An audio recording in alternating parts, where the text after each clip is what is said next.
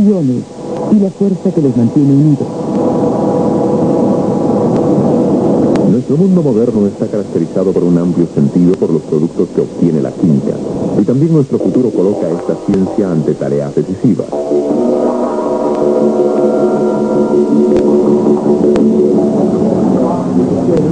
El químico de nuestro tiempo parece un arquitecto de lo imaginablemente pequeño, es decir, un arquitecto en la zona de la dimensión atómica. Cuando él encuentra de qué segmentos y de acuerdo a qué planes está construida una sustancia por la naturaleza, le será dado lo contrario, es decir, a partir de segmentos bien simples construir una sustancia de acuerdo a un plan determinado. Es decir, crear productos a medida, productos con propiedades bien definidas y planificadas de antemano.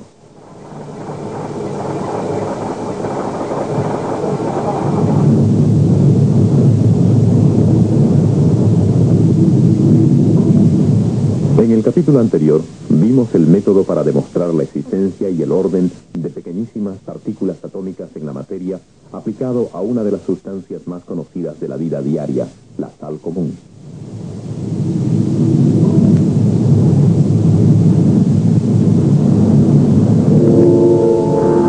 Si un cristal es irradiado con rayos X o con otra luz de muy poca longitud de onda, se originará en un film un modelo característico de interferencia en el que se podrá determinar exactamente la situación y ordenamiento de los segmentos atómicos.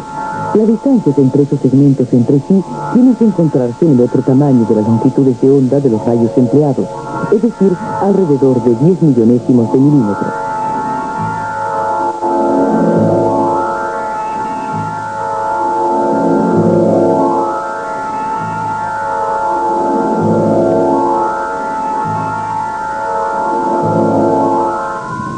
Esto significa para la sal común que en particular sus cristales se componen de dos clases de segmentos esféricos. Estos están ordenados alternadamente y componen una reja en forma de cubo. Este modelo reproduce la relación en una ampliación de 500 millones de veces. Ahora queda la incógnita. ¿Qué es lo que mantienen unidos a los pequeñísimos segmentos en este ordenamiento simétrico?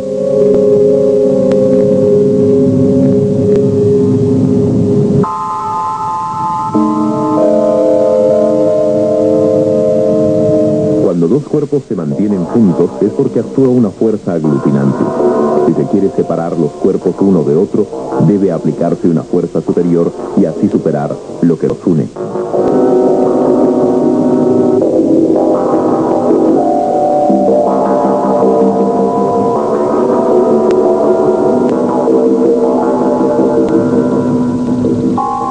¿Qué clase de fuerzas unen los segmentos en el cristal de sal común en forma tan regular en las tres direcciones del espacio?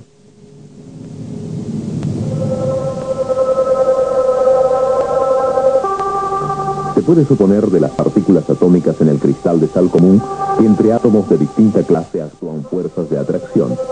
Dos átomos diferentes se aproximan hasta tocarse. A los átomos mismos los imaginamos simplemente como duras esferas.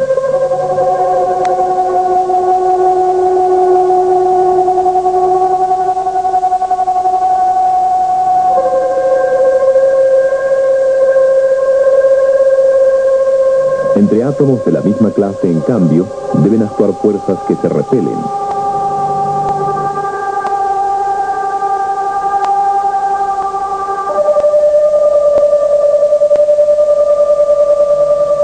Las fuerzas de atracción y repulsión van disminuyendo a medida que se alejan.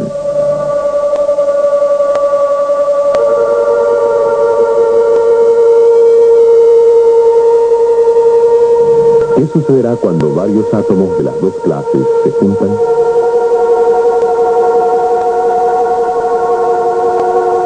Los átomos distintos se atraerán. Se originan parejas de átomos. ¿Cómo se comportan esos pares de átomos entre sí? En un ordenamiento semejante no pueden permanecer porque ahora también prevalecen las fuerzas de repulsión entre átomos de la misma clase.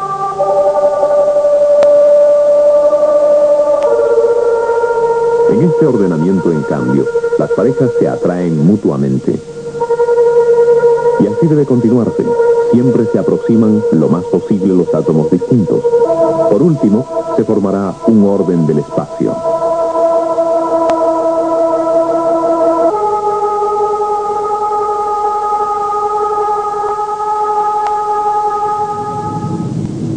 Con esta simple suposición de fuerzas de atracción y de repulsión, podemos explicar muy bien este ordenamiento de los segmentos atómicos en el cristal de sal común, y justo tal ordenamiento es el que se ha dado del modelo de interferencia de rayos X.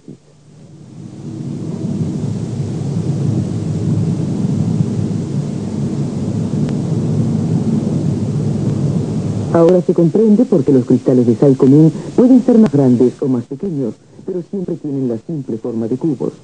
Nuestra experiencia de todos los días de que la sal común cristaliza siempre en forma cúbica se puede explicar de la siguiente manera. Entre los segmentos atómicos actúan determinadas fuerzas de atracción y de repulsión.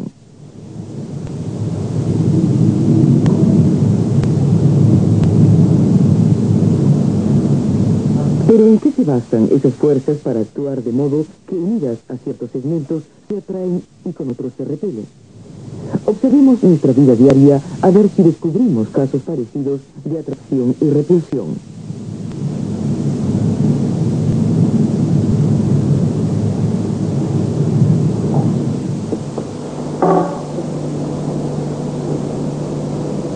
Un pequeño experimento nos muestra que una vara de goma dura o de plástico frotada con un paño atrae una pelota plástica. En este fenómeno actúan fuerzas eléctricas.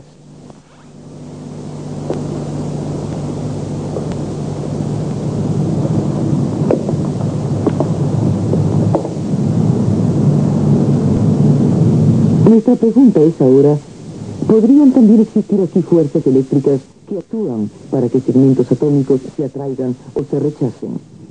Investiguemos primero este fenómeno más detenidamente con los medios auxiliares de la física. Esta es una fuente de tensión. Entrega una tensión eléctrica continua de 18.000 voltios. Una semejante superpila de linterna se obtuvo a través de la conexión sucesiva de 4.000 pilas comunes.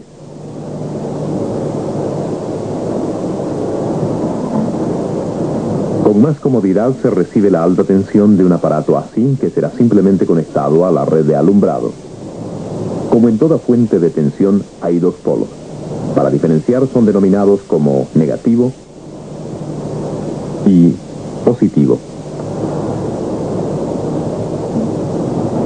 Ahora serán cargadas dos esferas de vidrio en el polo negativo de la fuente de tensión. Por dentro han sido plateadas y cuelgan de un alambre metálico. Tan pronto como las esferas tienen carga negativa, se repelen mutuamente.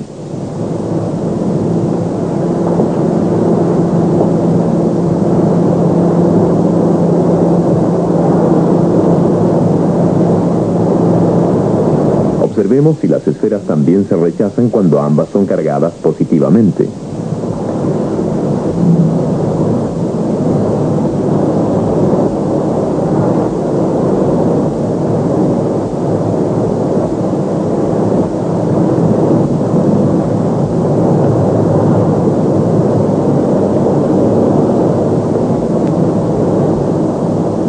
También ahora se produce el rechazo mutuo.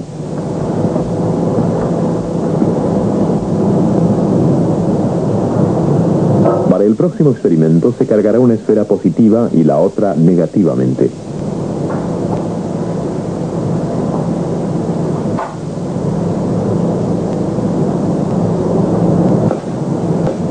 Las esferas vecinas con cargas distintas se atraen y quedan adheridas fuertemente entre sí. Comprobamos entonces que las esferas cargadas eléctricamente se comportan exactamente igual que lo que habíamos supuesto para los segmentos atómicos del cristal de sal común. Las esferas cargadas con electricidad del mismo signo se repelen.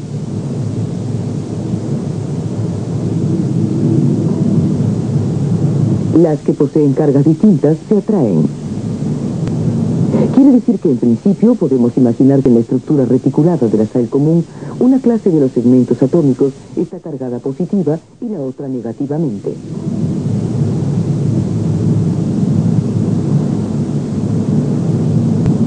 Y por nuestra experiencia diaria, sabemos que los cristales de sal común no parecen estar cargados eléctricamente. Si aproximamos cristales de sal común, no observaremos nunca que se atraerán o rechazarán entre sí. Por ello debemos deducir que las cargas eléctricas existentes en el interior del cristal se anulan. Pero ¿cómo demostramos que en la sal existen segmentos cargados eléctricamente? En un cristal de sal común colocamos dos electrodos que a su vez están conectados con los polos de una batería. Es decir, en los electrodos existe tensión continua.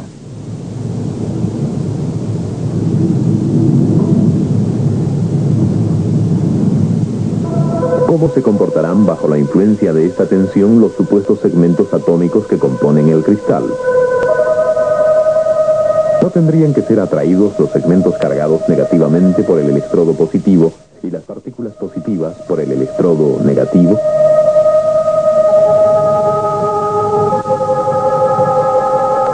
La consecuencia sería una separación de ambas clases de partículas. También podría resultar que las partículas cargadas con electricidad se vayan descargando poco a poco en las chapas. Esto significaría que fluye una corriente eléctrica. En el experimento habría que demostrar la existencia de esa corriente eléctrica, por ejemplo, mediante el encendido de una lamparilla conectada al circuito eléctrico.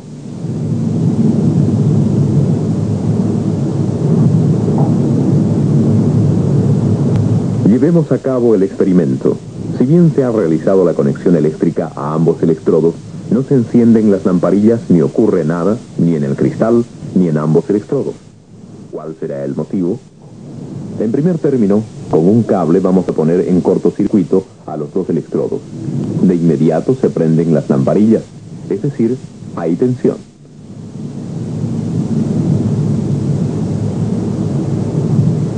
Nuestra observación de que en el exterior del cristal no se ha modificado absolutamente nada, no hace sospechar que la posible separación de las distintas partículas no se ha producido en absoluto. Ocurre tal vez que las fuerzas de atracción entre los segmentos atómicos son muy grandes, tan grandes que las fuerzas nacidas por la tensión continua conectada no alcanzan en lo más mínimo para hacer mover a sus lugares esas partículas.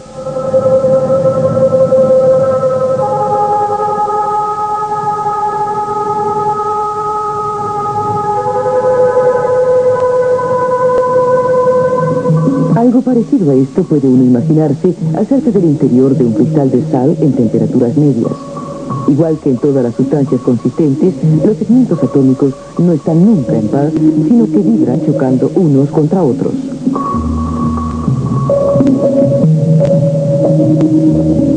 Calentar un cristal de sal común significa ponerlo en contacto con otra sustancia cuyos segmentos atómicos vibran con más fuerza que los de la sal común.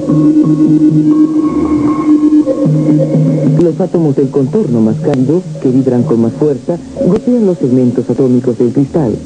Estos son excitados a realizar vibraciones cada vez más fuertes y se mueven finalmente con la misma intensidad que los átomos de los alrededores. Entonces es cuando el cristal de sal común posee la misma temperatura que el ambiente que lo rodea. Un calentamiento más intenso tiene por efecto que los átomos vibran con más fuerza todavía, lo que trae como consecuencia que necesitan más espacio, es decir, el cristal se va extendiendo. Al llegar a determinada temperatura, el movimiento de los segmentos atómicos es tan intenso que se rompe de golpe la ordenada ensambladura. El cristal duro se derrite. En la sal común, este fenómeno ocurre a los 800 grados Celsius. Al derretirse, los átomos se mueven desordenadamente.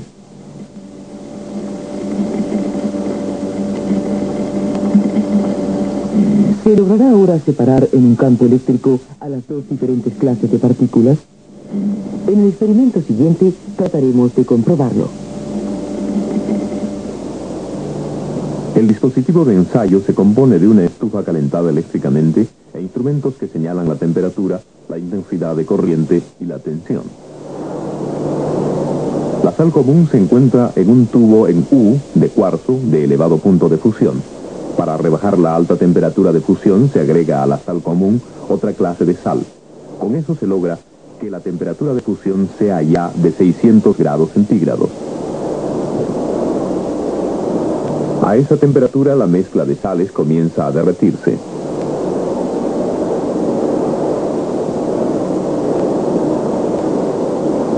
Si en la masa fundida se colocan dos electrodos y se aplica tensión eléctrica, fluirá corriente.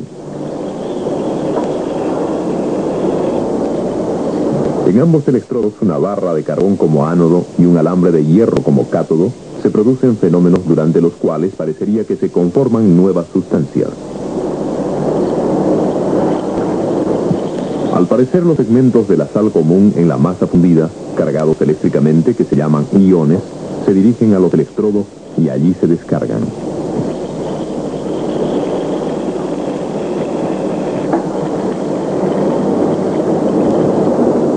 En ese proceso aparecen burbujas de gas en el polo positivo o ánodo, que en la masa fundida marchan hacia arriba.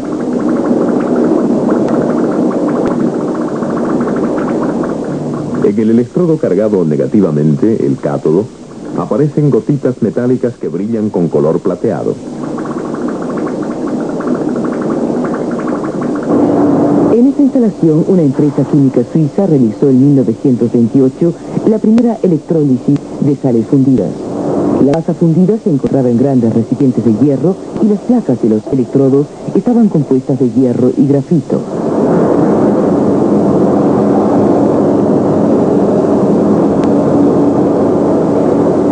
Esta es una moderna instalación industrial en la que se funde la sal común y es descompuesta en sus partes integrantes por medio de corrientes eléctricas. Observemos los productos de precipitación. La sustancia que brilla de color plateado que vimos ascender en el polo negativo es sodio, un metal con una serie de propiedades poco comunes. El metal es blando como cera, por eso es posible cortarlo fácilmente con un cuchillo. La superficie de corte permanece reluciente durante un momento, ya que el metal es altamente sensible frente al oxígeno del aire y a la humedad.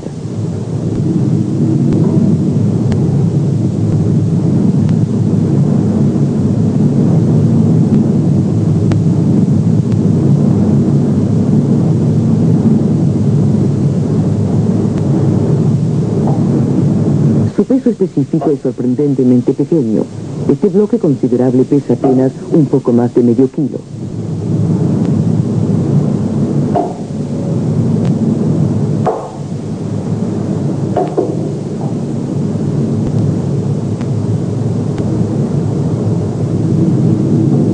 Dada su sensibilidad al oxígeno y a la humedad, el sodio no debe ser depositado al aire libre, sino bajo benzina o queroseno.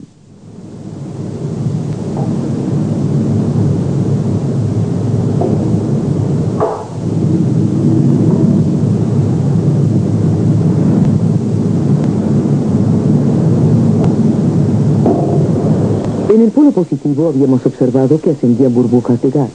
Allí es separado el cloro. Su nombre proviene de la palabra griega cloros. Significa amarillo verdoso y describe su color, que se puede percibir muy bien cuando se mira a través de espesas capas de ese gas. El cloro es un gas muy pesado, 2 veces y media más que el aire.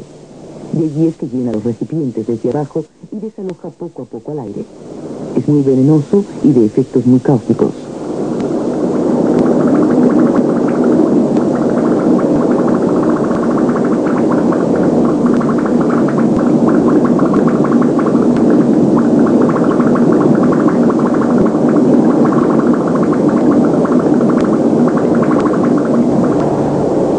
Después de las hipótesis desarrolladas y de las experiencias realizadas, debemos esperar que sodio y cloro, los productos de descomposición de la sal común, puedan ser unidos nuevamente y den como resultado este último producto. En este proceso debe liberarse energía, ya que la descomposición de sal común había existido a su vez energía.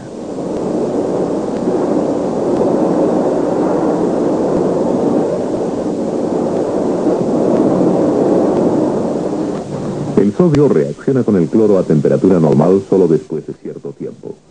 Para apresurar la reacción, el sodio deberá ser fundido en una navecilla de porcelana y el cloro guiado sobre el metal fundido. El tubo de cuarzo resistente al calor será unido a la botella de acero a presión de cloro a través de un grifo de 3 vías y un cuentaburbujas.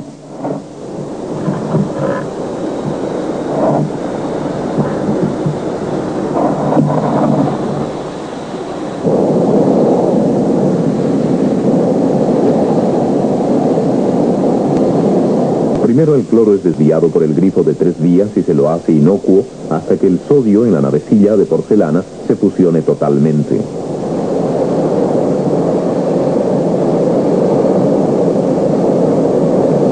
Ahora se colocará el grifo de tal manera que el gas de cloro pueda fluir sobre el sodio fusionado.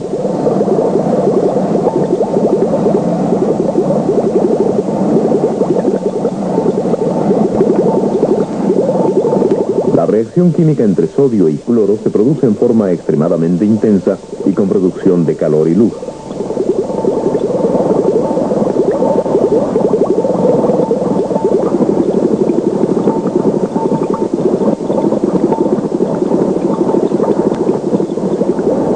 Resulta realmente atractivo seguir el proceso de la unión de cloro y sodio con cámara lenta.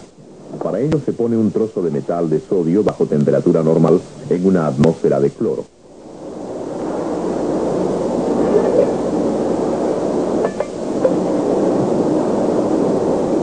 Lo que vemos a continuación ocurre en realidad en alrededor de un día y medio.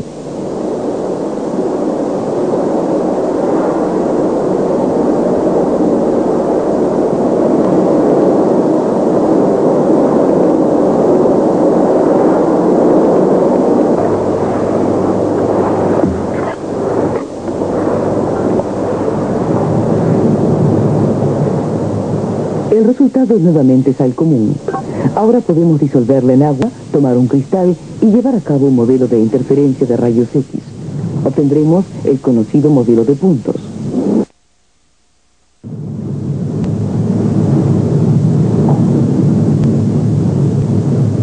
Hemos cerrado así el ciclo. Del modelo de interferencia de rayos X podemos comprobar la existencia de 2 clases de segmentos en la sal común, que componen una reja en forma de cubos. Iones son segmentos o átomos cargados eléctricamente.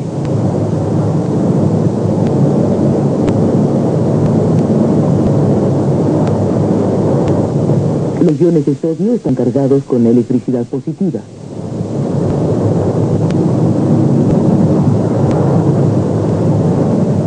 Los iones de cloro tienen cargas eléctricas negativas. Por sus cargas eléctricas de distinto signo, los iones se atraen.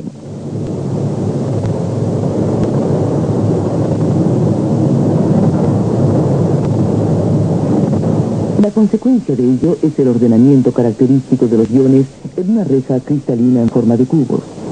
Eso a su vez condiciona que la sal común cristalice en forma cúbica y que sus grandes cristales puedan destratificarse en pequeños cubos.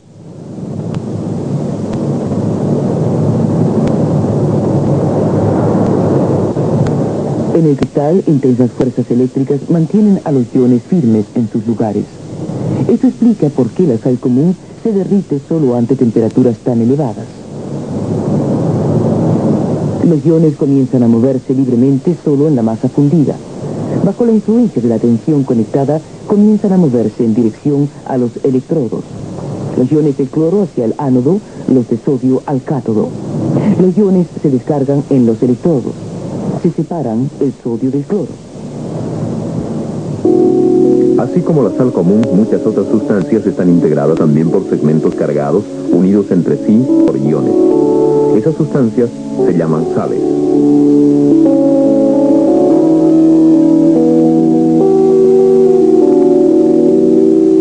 Al final de este capítulo de hoy, se presentan nuevos interrogantes.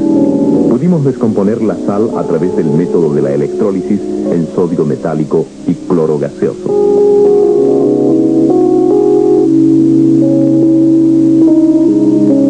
¿Cómo es entonces que el cloro y el sodio tienen propiedades tan distintas que la sal común? ¿Depende también esto de la estructura atómica de las sustancias? De estos problemas se ocuparán los 2 próximos capítulos de esta nuestra serie.